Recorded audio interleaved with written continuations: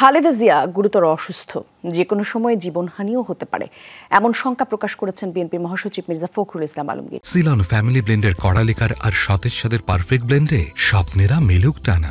বলেন, দেশের স্বাধীনতা, সার্বভৌমত্ব এবং গণতন্ত্রের প্রশ্নে কখনো আপোষ করেননি বিএনপি চেয়ারপারসন। দুপুরে নয়াপল্টনে দলের কেন্দ্রীয় কার্যালয়ে যৌথ সভার শেষে মির্জা ফখরুল বলেন এসব কথা। তার অভিযোগ, মিথ্যা মামলায় সাজা দিয়ে আটক করে রাখা হয়েছে বিএনপি চেয়ারপারসনকে।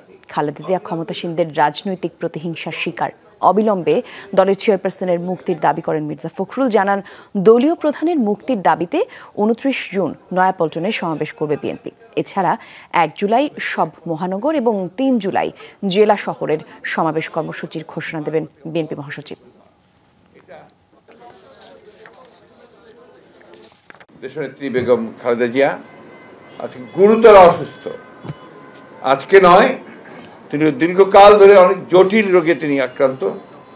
তার জটিলতা এমন একটা জায়গায় উপস্থিত হয়েছে যে কোনো সময় তার জীবনহানি হতে পারে। ফরমায়েশি সাজা করা হয়েছে, একমাত্র উদ্দেশ্য সেটা হচ্ছে যে তাকে রাজনীতি থেকে দূরে সরিয়ে রাখা।